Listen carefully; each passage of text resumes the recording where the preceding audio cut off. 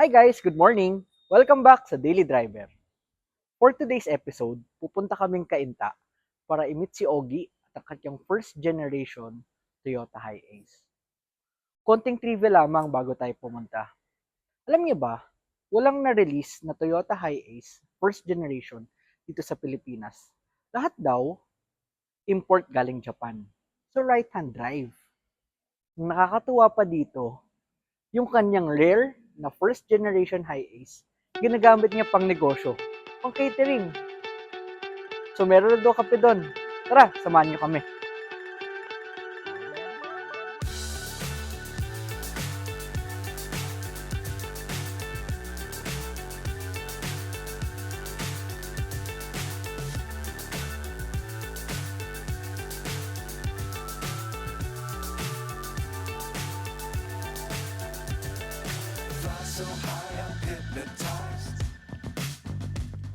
Okay guys, good morning. Ngayon, nandito kami sa Kainta na ba to? Yes. Nasa Kainta. And then, kasama namin ngayon si Ogie.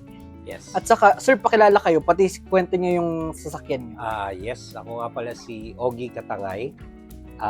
Some people would know me as Super Tatay way back sa Old School Pilipinas.org forums pa.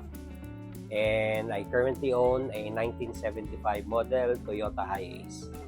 Gen 1. Gen 1. Gen 1, di ba? Gen So, 1. pagka Gen 1, ibig sabihin, yun yung Pinakaunang release na model. Kwento nyo sa amin, kailan or history nung pagsasasakyan ninyo? Exposure. Exposure. Well, way back college pa lang, early 90s, mahilig na talaga ako noon sa sasakyan. I actually got into car audio originally hanggang sa dati ang gamit ko pa noon, hiniram ko sa tatay ko is yung Mini Cruiser. When I got married, nag-start kami mag-asawa, nahilig kami sa Beetle.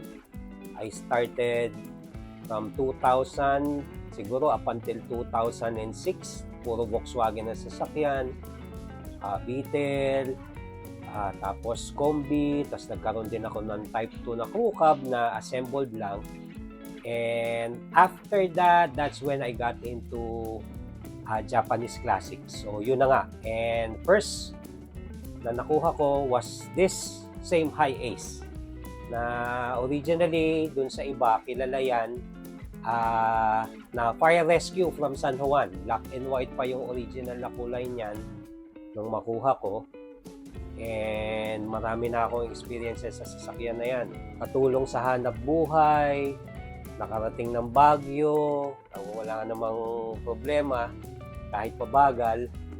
So, it has been, well, I am actually able to consider it na talagang daily driver ko ever since. Kasi nung may canteen pa kami sa Santa Rita, Bulacan, umuwi ako noon sa San Juan pa for an entire year. Araw-araw, yun ang tinatakbo niyang van na yan. Okay, now, kailan niyo siya nakuha? Nakuha ko yan 2007.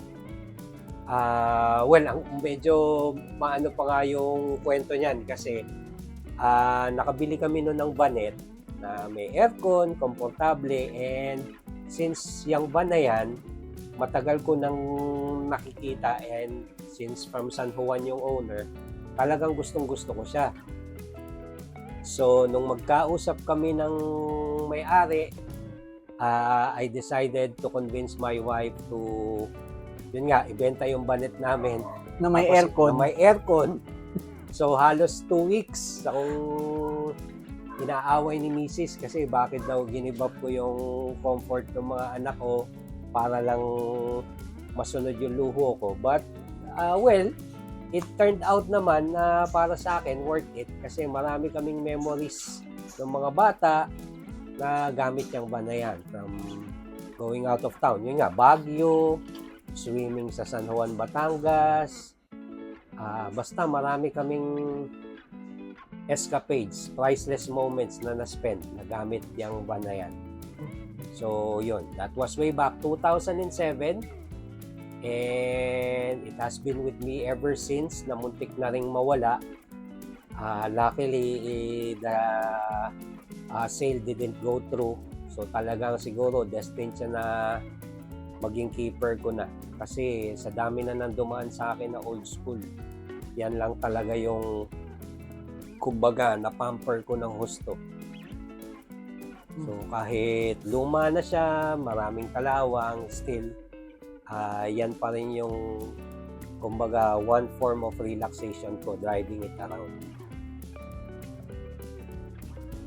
Actually, nung makuha ko yan, yung flooring niyan, meron pa siyang sahig na parang lawanet na may carpet, and it still has the original seats. So, kaso since ginagamit ko nga sa hanap buhay,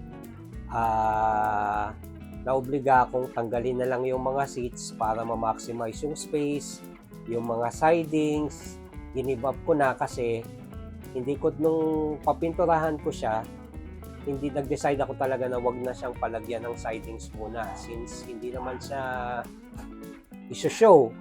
Kumbaga talagang daily, pambakbakan. So kung ano-anong pinakarga dyan na plato, baso, lamesa, upuan, name it. Kahit mga prutas, mga karne, isda, lahat na yata, mga gulay na isakay ko dyan. So, kaya bare, sobrang bare ng interior. Wala siyang sidings, basta upuan lang, and functioning gauges, which is important. Yun ang mga kailangan mo. Pag nagme-maintain ka ng luma, always make sure na yun nga, yung mga instrumentations mo, kahit analog yan, gumagana. Kasi malaking bagay. Well, locally, siguro pwede ko sabihin na ubos ko na yata yung mga available locally. Kasi I was lucky enough nung mapunta sa akin yan, I was lucky enough to meet a lot of people from the community na nakapagturo kung sinong pupuntahan mo, kung saang auto supply ka magtatanong. And I chance upon this auto supply sa Banawe, NGK. Well, kilala nung karamihan niya si Robert Liet. Walking encyclopedia yan ng lumang Toyota. Sabihin mo lang yung kailangan mong parts, sasabihin sa'yo niyan yung part number. Locally, meron ka pa naman makukuha, but for the ornaments, yan, most probably 80% yan, online mo na mabibili. But for the mechanical parts, kasi yung iba, sabi baka wala ng pyesa yan. Actually, yung pang-ilalim nito, halos same ng Toyota Tamaraw FX. So, yung mga brakes and all, pareho lang. Kumbaga, may mga minimal conversions pero sobrang minimal na kaya mong i-DIY. Mapunta tayo dun sa isang sinabi nyo. So, 2007, nasa inyo na to. Yes. Ngayon, ano naman yung mga nafa-find nyo na cons or parang pwedeng katulad sa isa dyan yung pagiging mainit, di ba? Yes. Pero ano pa? Yes, of course. Number 1 yun. Yang kasing makina niyan, 12R, considered as pinakamainit na makina na ginawa ng Toyota kasi cast iron ng block niyan eh. So talagang yung init ng singaw niya, nasa ilalim ng upuan mo, mararamdaman mo. Cons, nako, sobrang dami. Yung typical na problemang nararanasan ng driver ng mga pampasaherong jeep. Nandiyan na yung maputulan ka ng kable ng silinyador. Nakauwi na rin ako from Mandaluyong to here na wala akong clutch. So yung iba, well, yung mga nagbo-box, familiar dyan. Kasi ang Volkswagen, basta running na yan, ano yan eh, pwede mong timingan yung cambio. To be honest, naka-aksidente na rin ako ng tao dyan sa van. Well, luckily naman, buhay. And aminado naman yung tao na siya yung may pagkakamali. And I was lucky enough din dahil yung hepe ng traffic police nandun during the accident. And he saw everything that happened. So, yun. Now, ako na lang yung nagme-maintain na lahat. From mechanicals to electricals. Ako na lahat, pag-a-adjust ng timing, pag-a-adjust ng valve tappets, and na-top overhaul ko na rin siya. So, masaya. Napakasayang mag-maintain ng lumang sasakyan. Lalo pag hands-on ka talaga. Kasi yun yung number one. Number one, kung mahihilig ka sa ganitong mga luma, dapat talaga hands-on ka. Kasi hindi po pwedeng yung masasaya ka lang.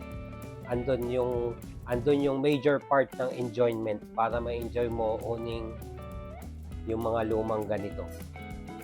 Ikaw yung nagme-maintain, yung tunog pa lang, alam mo na kung anong problema. So, yan yung mga bagay na na-enhance ko in time sa tulong na rin ng mga kaibigan sa community.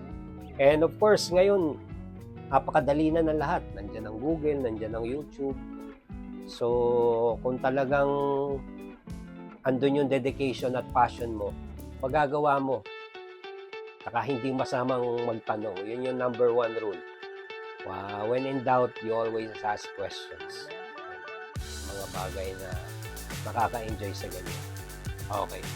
So, since nandito na rin tong opportunity na to, i-grab ko na rin i-plug yung business namin.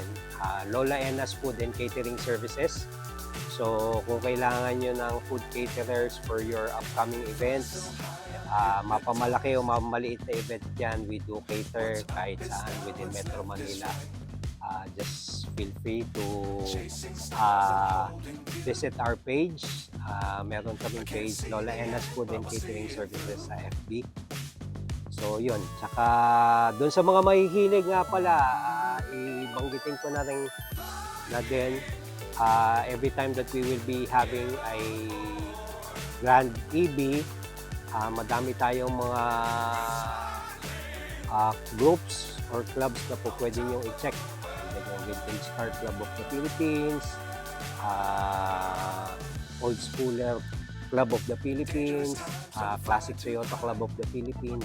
So check lang kayo, and if you're planning to have your first project, mag-join lang kayo sa group, magtanong, and marami tayong mga kaibigan dyan na willing tumulong para